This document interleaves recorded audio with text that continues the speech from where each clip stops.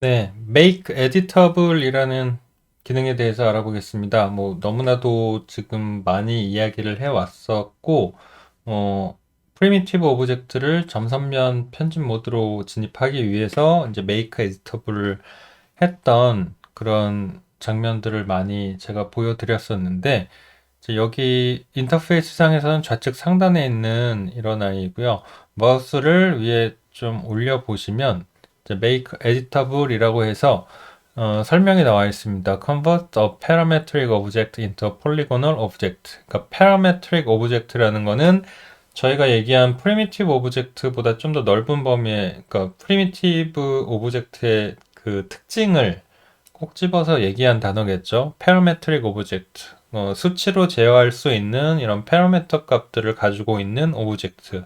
우리가 이 프리미티브 오브젝트의 장점이 그렇기 때문에 언제든지 모양을 우리가 원하는 대로 이런 식으로 바꿔줄 수 있다는 그런 편리한 점이 있다는 그런 장점에 대해서 이제 프리미티브 오브젝트 설명 때 많이 설명을 드렸었는데, 어느 시점, 그러니까 점선면 편집 모드로 들어가야 하는 시점에서는 우리가 이런 프리미티브의 오브젝트 탭에서 사용했었던 그런 편리함을 버리고 점선면 모드로 들어가야 하는 시점이 온다. 그렇기 때문에 그럴 때에는 이런 Make Editable 버튼을 눌러서 그 다음부터 이제 점선면 편집을 하자라고 얘기를 드렸었죠. 그래서 이 파라메트릭 오브젝트의 범위는 단순히 여기에 있는 프리미티브 오브젝트 요 파란 아이들 뿐만 아니라 이렇게 초록색으로 나타나 있는 이 제너레이터들도 다 make editable이 적용될 수 있는 그런 아이라고 보시면 됩니다. 그래서 뭐 몇 가지 다른 예를 들어볼까요?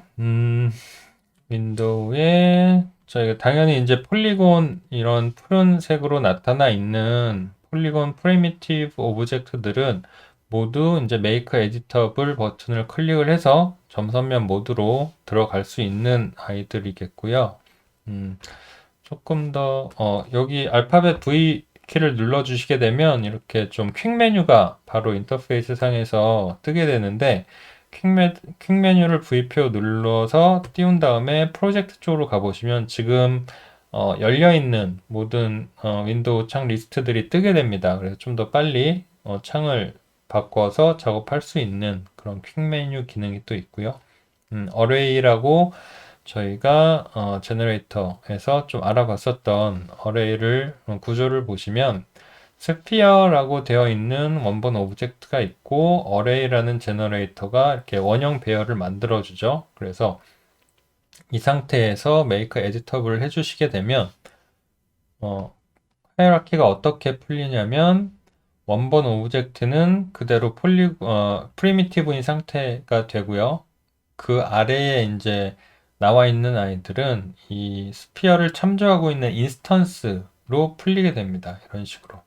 그래서 완벽하게 여러분들이 이걸 폴리곤화 해주시려면 얘네들을 다시 메이크 에디터블 시켜서 폴리곤으로 만들어 주셔야 되겠죠. 그래서 이 Make Editable 버튼 이 기능은 아주 많이 사용을 하기 때문에 단축키 C키로 배정이 되어 있습니다. 기본 디폴트가. 그래서 얘네들을 복수 선택을 다 해주시고 C키를 눌러주시게 되면 한 번에 이렇게 폴리곤화 될 수도 있겠고요. 그래서 제너레이터들도 이런 식으로 메이커 에디터블을 시켜서 폴리곤화 해줄 수 있다는 그런 부분을 조금 더 설명을 드리고 있고, 불린도 마찬가지죠. 저희가 A와 B라는 두 가지 오브젝트를 가지고 부피 계산을 해서 우리가 원하는 어떤 컨셉 모델을 만들 수도 있다라는 설명을 했었는데, 이 불린 같은 오브젝트도 C키를 눌러서 에디터블 해주시게 되면 이제 두 개의 오브젝트로 이렇게 폴리곤화 돼서 나와집니다. 그래서 큐브였던 부분이 이렇게 하나의 오브젝트로, 그리고 스피어로 만들어졌던 계산된 부분이 또 이렇게 별도의 오브젝트로. 네, 이게 하나의 오브젝트여야 한다면 두 개 복수 선택하셔서 오른 클릭 Connect Object and Delete 통해서 하나의 오브젝트로 이렇게 만들 수도 있겠죠. 그리고 저희가 이렇게만 하게 되면 이제 버텍스들이 이렇게 떨어져서 붙어 보이지만 이렇게 면이 열리게 되는 구조가 되기 때문에 이럴 때도 뭐 완벽하게 정리를 하고 싶다라고 하시면 오른 클릭하셔서 옵티마이즈 시켜주시게 되면 이런 버텍스들이 완벽하게 붙어서 하나의 오브젝트로 이제 처리가 되는 걸 보실 수가 있겠습니다.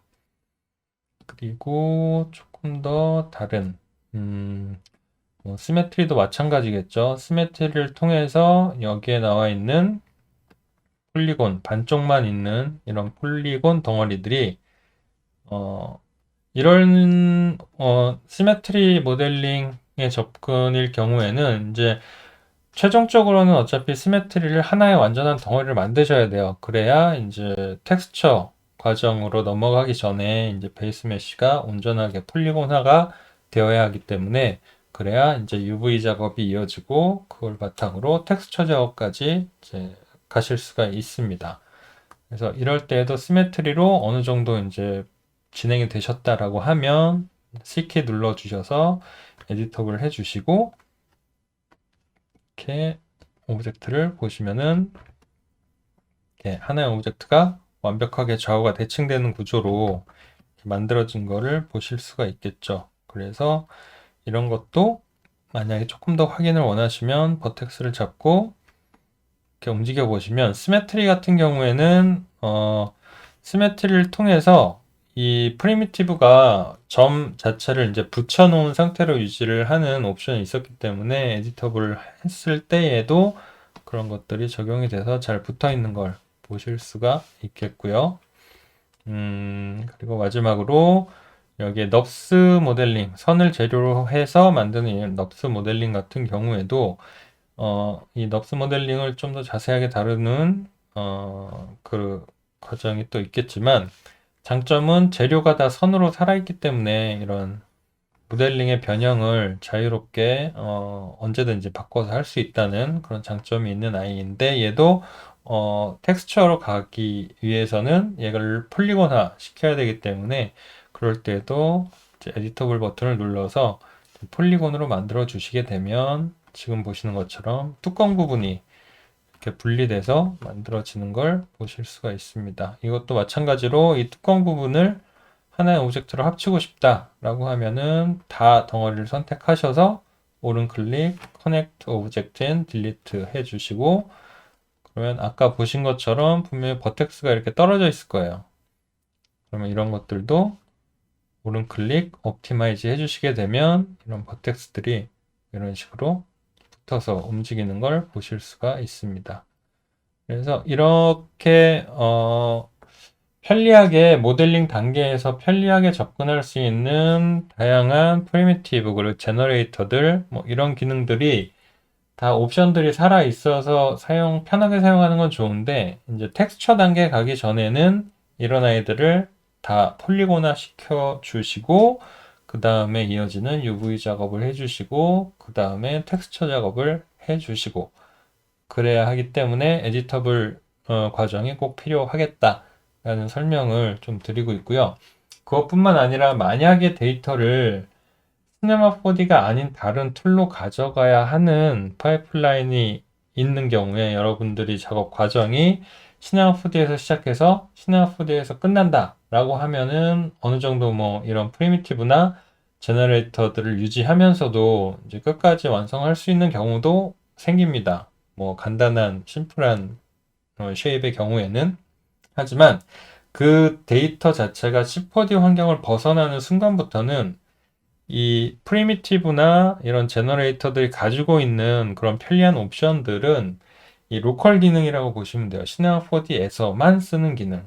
그러니까 시네마 4D를 벗어나게 되면 호환이 되지 않는 경우가 많이 있고 그럴 때에는 얘네들을 다 폴리곤 덩어리로 만들어 준 후에 그렇게 모델링을 잘 정리해 준 다음에 다른 환경으로 가셔서 이어서 작업을 하셔야 된다는 거죠.